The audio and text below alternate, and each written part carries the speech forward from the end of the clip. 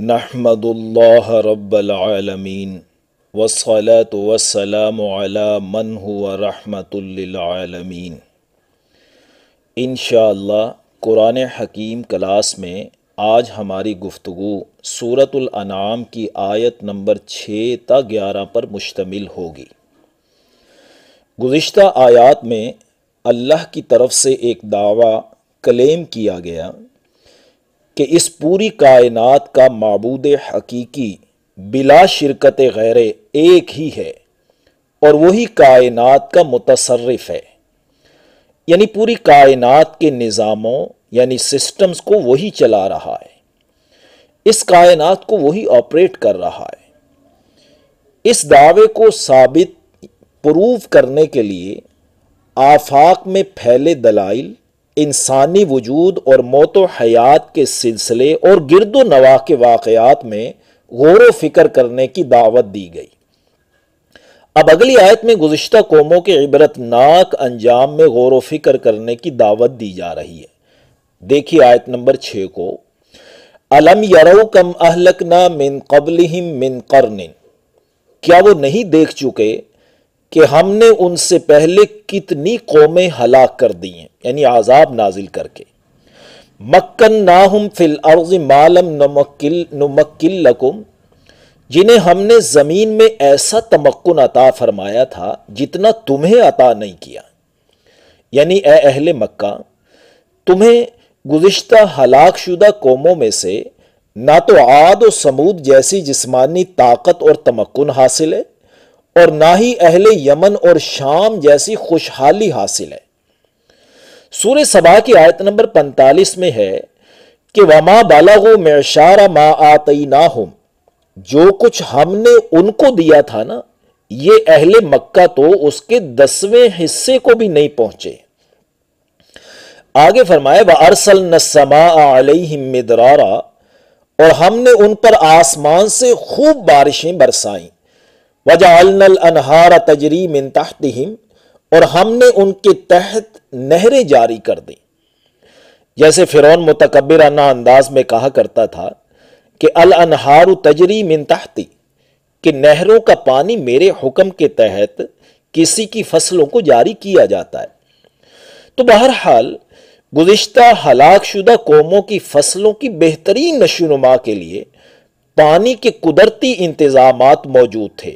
وہ قومیں اللہ کی طرف سے عطا کردہ ان اسباب و وسائل کی وجہ سے خوب خوشحال تھی۔ تو آگے فرمائے فَأَهْلَكْنَاهُمْ بِذُنُوبِهِمْ، پھر ہم نے انہیں ان کے گناہوں کی وجہ سے ہلاک کر دیا۔ یعنی اے اہل مکہ، تم عاد و سمود کی طرح جسمانی طاقت اور قوت بھی نہیں رکھتے اور قوم فرعون جیسا تمکن اور بادشاہت بھی حاصل نہیں ہے، اور اہل شام و یمن اور قوم سبا وغیرہ ان جیسی خوشحالی اور اسباب و وسائل کی فراوانی بھی حاصل نہیں ہے۔ تو جب اللہ نے انہیں ہلاک کر دیا تو تمہیں ہلاک کر دینا کون سا مشکل کام ہے۔ آگے اللہ نے فرمایا وَأَنشَأْنَا مِن بَعْدِهِمْ قَرْنًا آخَرِينَ، اور ان کے بعد ہم نے دوسری قوموں کو پیدا کر دیا، یعنی جب ان کی مہلت عمر پوری ہو گئی تو ہم نے ان کو صفحہ ہستی سے مٹا دیا اور نئے لوگ پیدا کر کے ان کی آزمائش کا سلسلہ شروع کر دیا۔ تو یہ بات تو ہر انسان کے علم میں ہے کہ لاکھوں لوگ روزانہ دنیا سے رخصت ہو جاتے ہیں اور اس سے زیادہ پیدا ہو جاتے ہیں، یعنی ہر کوئی موت کے مقررہ وقت تک اعمال و کردار ادا کر کے چلا جاتا ہے۔ ان کے نظریات و اعمال کی فائل پھر محفوظ کر دی جاتی ہے، سیو کر دی جاتی ہے، اور نئے لوگ آزمائش کے لیے پیدا کر دیے جاتے ہیں۔ تو یہ آزمائش کا سلسلہ یوں ہی قیامت تک جاری رہے گا، اور پھر دن قیامت جو ہیں وہ فائلیں سامنے آئیں گی اور نتائج جو ہیں وہ منظر عام پر آ جائیں گے۔ اب اگلی 3 آیات میں 7، 8، 9 میں مشرکین مکہ کے 3 مطالبات اور ان کے جوابات مذکور ہیں۔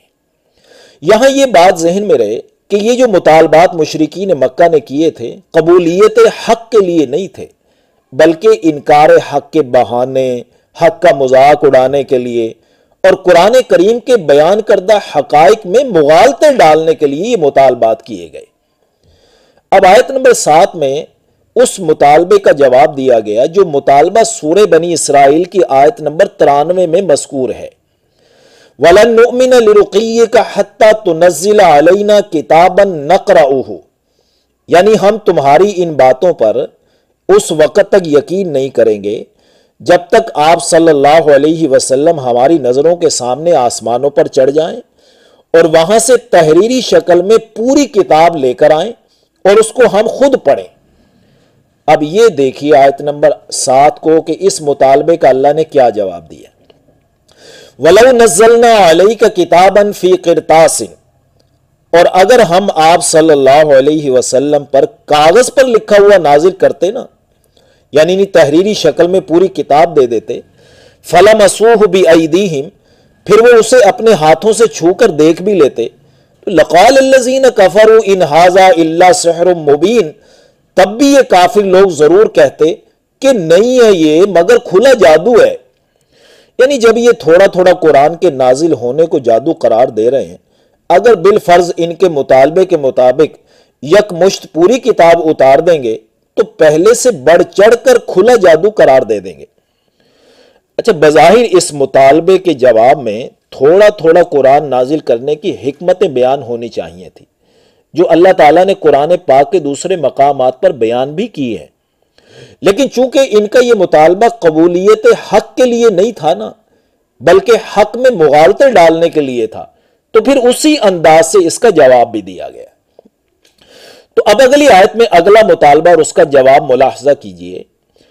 وَقَالُوا لَوْلَا أُنزِلَ عَلَيْهِ مَلَكٌ، اور یہ مطالبہ کرتے ہوئے کہتے ہیں کہ اس نبی صلی اللہ علیہ وسلم پر کوئی فرشتہ کیوں نہیں اتارا گیا؟ حالانکہ فرشتے تو اترتے تھے نا، اور فرشتہ ہی وحی لے کر آتا تھا۔ اصل میں ان کا مطالبہ یہ تھا کہ فرشتوں کو ہم خود دیکھیں اور ان کی باتیں خود سنیں۔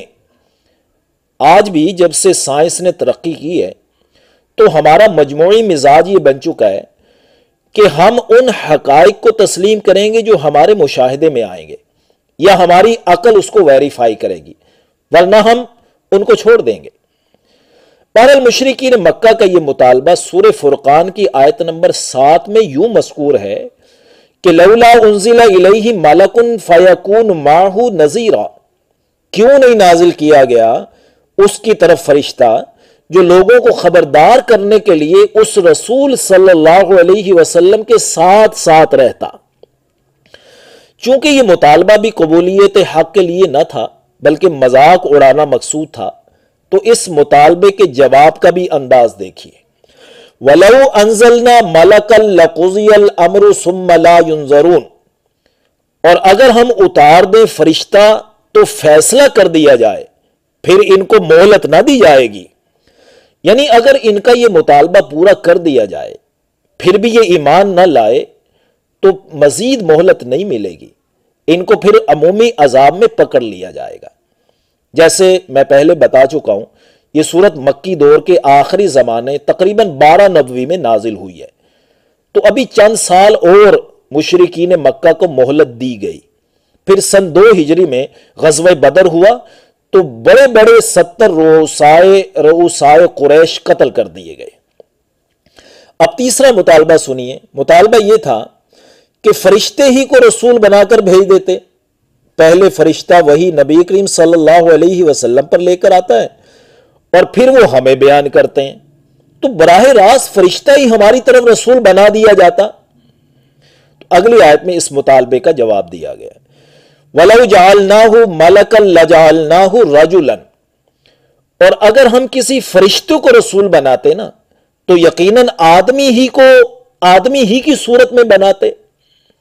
ظاہر ہے یہ طبعی دنیا ہے، اللہ نے یہاں کچھ فزیکل لاز مقرر کیے ہیں، کبھی ایسا نہیں ہوا اور نہ ہی آئندہ ہوگا کہ فرشتے انسانوں کے سامنے اتر کر چلنے پھرنے لگے۔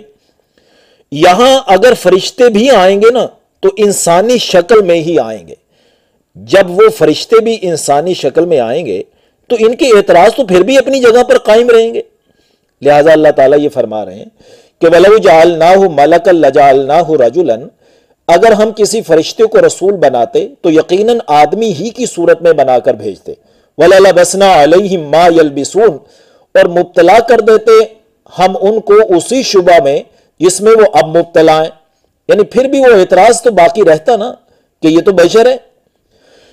چونکہ یہ تمام مطالبات نبی کریم صلی اللہ علیہ وسلم کا مذاق اڑانے کے لیے کیے گئے تھے، تو اگلی آیت میں نبی کریم صلی اللہ علیہ وسلم کو تسلی دی گئی کہ وَلَقَدِ اسْتُهْزِئَ بِرُسُلٍ مِّن قَبْلِكَ، اے نبی صلی اللہ علیہ وسلم آپ سے پہلے بھی رسولوں کا مذاق اڑایا جاتا رہا ہے۔ فَحَاقَ بِالَّذِينَ سَخِرُوا مِنْهُمْ مَا كَانُوا بِهِ يَسْتَهْزِئُونَ، پھر جن لوگوں نے مذاق اڑایا تھا ان کو اس عذاب نے گھیر لیا جس عذاب کا وہ مذاق اڑاتے تھے۔ آگے فرمایا قُلْ سِیرُوا فِی الْأَرْضِ ثُمَّ انظُرُوا کَیْفَ کَانَ عَاقِبَةُ الْمُکَذِّبِینَ، ان سے کہہ دیجئے صلی اللہ علیہ وسلم زمین میں چلو پھرو، پھر دیکھو جھٹلانے والوں کا کیسا انجام ہوا۔ یہاں قرآن نے سیر و سیاحت کا مقصد بھی بیان کر دیا۔ ہم کھنڈرات اور آثار قدیمہ صرف انجوائمنٹ کے لیے دیکھنے جاتے ہیں یا پھر صرف معلومات میں اضافے کے لیے، جبکہ قرآن حکیم سیر و سیاحت کا مقصد یہ بیان کر رہا ہے کہ تم ان کھنڈرات اور آثار قدیمہ وغیرہ سے جھٹلانے والوں کے انجام پر غور و فکر کر کے حق کے راستے کو اختیار کرنے کا فیصلہ کر لو۔ تو اللہ تعالی ہمیں قرآن کے بیان کردہ حقائق اور مقصد زندگی کو تسلیم کرنے اور عمل پیرا ہونے کی توفیق نصیب فرمائے، آمین یا ارحم الراحمین۔